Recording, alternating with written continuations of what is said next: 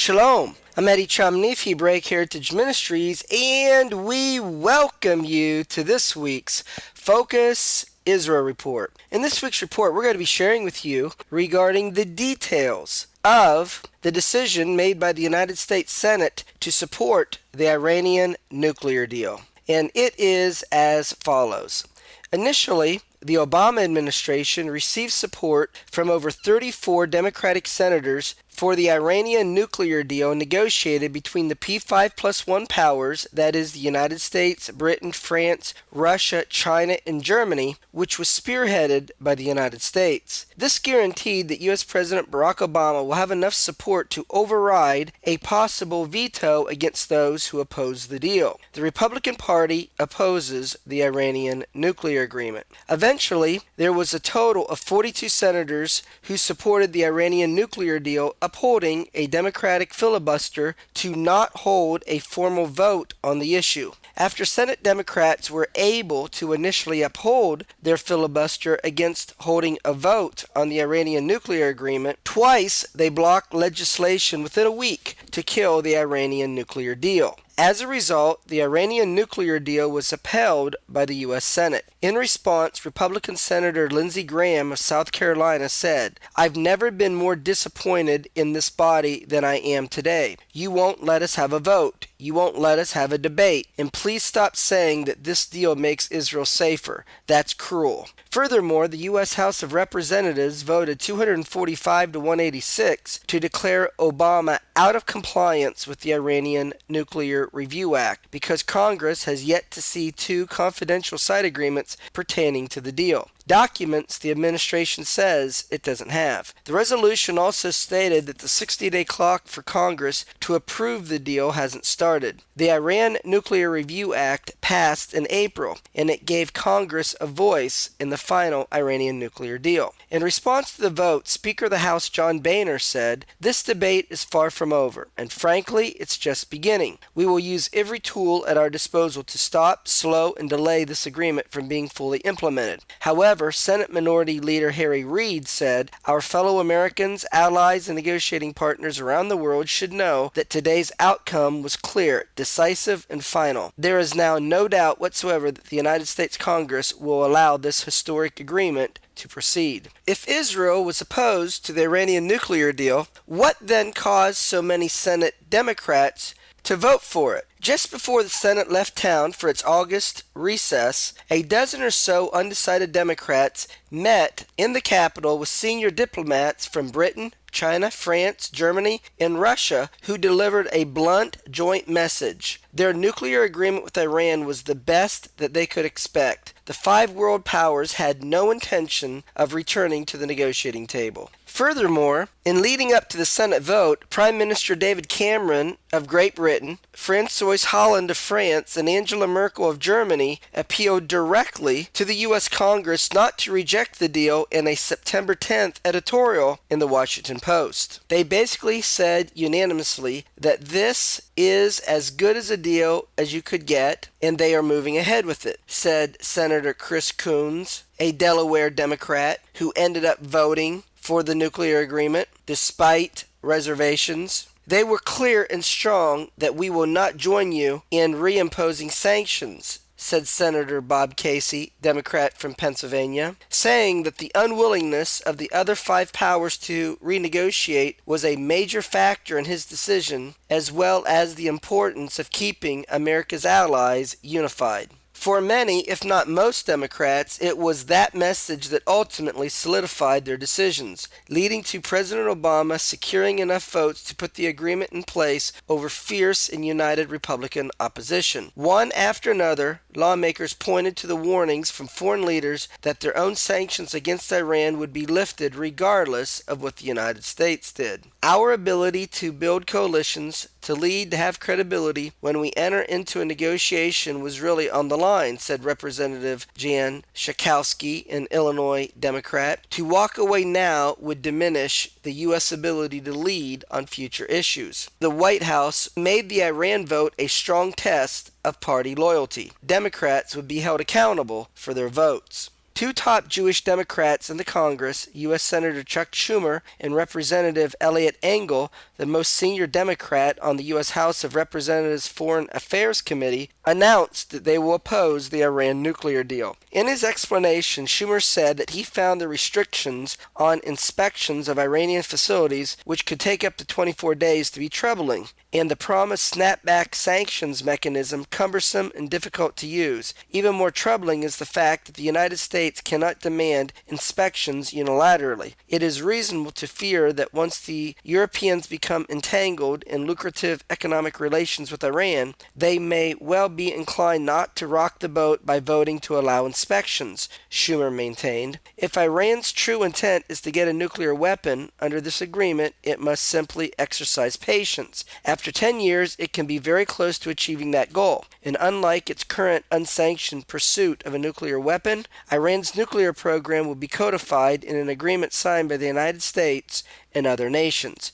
To me, after 10 years, if Iran is the same nation as it is today, we will be worse off with this agreement than without it. The senator said Iran's ongoing support for terror is what gave him the most pause. To me, the very real risk that Iran will not moderate and will instead use the agreement to pursue its ambitious goals is too great, Schumer said. Therefore, I will vote to disapprove the agreement, not because I believe war is a viable or desirable option, nor to challenge the path of diplomacy. It is because I believe Iran will not change, and under this agreement it will be able to achieve its dual goals of eliminating sanctions while ultimately retaining its nuclear and non-nuclear power. In the end, Schumer concludes that the Iranian agreement is based upon trusting the Iranians to comply with the agreement. He said if one thinks Iran will be moderate, that contact with the West and a decrease in economic and political isolation will soften Iran's hardline positions, one should approve the agreement. After all, a moderate Iran is less likely to exploit holes in the inspection and sanctions regime, is less likely to seek to become a threshold nuclear power after 10 years, and is more likely to use its newfound resources for domestic growth, not international terror. But if one feels that Iranian leaders will not moderate, and their unstated but very real goal is to get relief from the onerous sanctions while still retaining their nuclear ambitions and their ability to increase belligerent activities in the Middle East and elsewhere, then one should conclude that it would be better not to approve this agreement. Therefore, I will vote to disapprove the agreement, not because I believe war is a viable or desirable option, nor to challenge the path of diplomacy. It is because I believe Iran will not change, and under this agreement it will be able to achieve its dual goals of eliminating sanctions while ultimately retaining its nuclear and non-nuclear power. Better to keep U.S. sanctions in place, strengthen them, enforce secondary sanctions on other nations, and pursue the hard-trodden path of diplomacy once more, difficult as it may be. For all these reasons, I believe the vote to disapprove is the right one. Meanwhile, Representative Eliot Engel explained his decision by saying, "The answers I've received simply don't convince me that this deal will keep a nuclear weapon out of Iran's hands, and may in fact strengthen Iran's position as a destabilizing and destructive influence across the Middle East," Engel said. U.S. Secretary of State John Kerry said that he profoundly disagrees with the reasoning behind decisions by two prominent Democratic lawmakers to vote against the nuclear deal he negotiated with Iran. Kerry said that the rejection of the Iranian deal does not offer any alternative than a drumbeat to war. Kerry said that if the deal is rejected, there will be a huge cry about Iran's continued activity, and that will lead people to put pressure on military action, since the United States would have walked away from the diplomatic solution. The American Israel Public Affairs Committee, or AIPAC, the largest pro-Israel lobbying group in Washington, D.C., said in a statement that it was deeply concerned that the Iranian deal would fail to block Iran's path to a nuclear weapon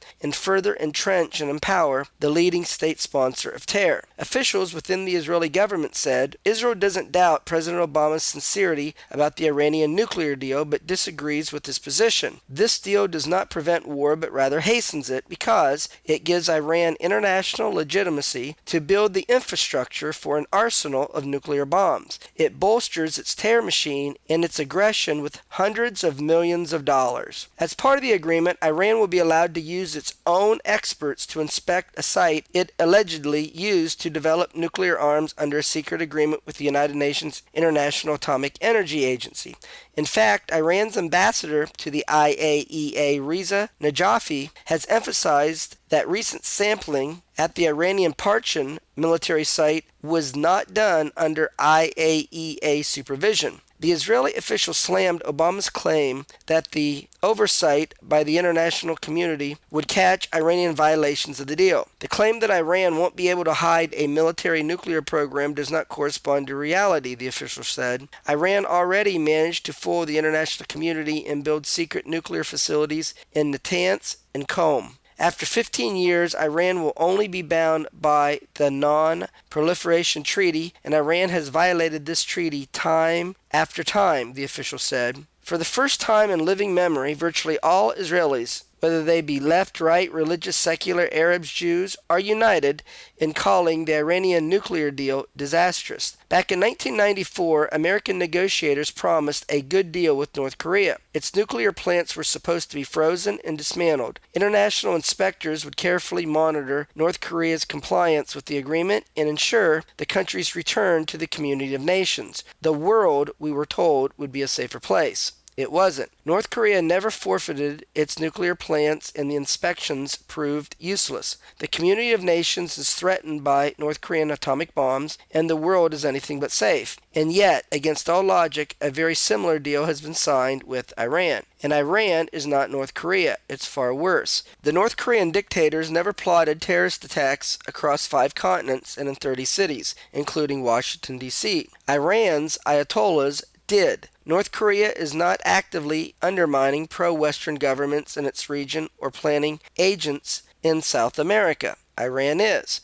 And North Korea, unlike Iran, did not kill many hundreds of U.S. soldiers in Iraq. So why then are only Israelis united in opposing this deal? We know that the deal allows Iran to break out and create nuclear bombs in as little as 3 months, too quickly for the world to react. We know that the Ayatollahs who have secretly constructed fortified nuclear facilities that have no peaceful purpose and have violated all of their international commitments will break this deal in steps too small to precipitate a powerful global response. And we know that the sanctions, once lifted, cannot be swiftly revived, and that hundreds of billions of dollars Iran will soon receive will not be spent on better roads and schools. That treasure will fund the shedding of blood of Israelis, but also many others. Ultimately, Israelis know that while the world might weather its deception by North Korea, they cannot afford to be duped by Iran. Israel's former ambassador to the United States, Michael Oren, believes that the Iranian nuclear agreement signals that the Obama administration has engaged in a major policy shift regarding Israel. Israel Prime Minister Benjamin Netanyahu said that the Iranian nuclear deal will enable Iran to break through to many nuclear bombs in zero time, with international legitimacy. The deal also will give Iran hundreds of billions of dollars, at least $100 billion,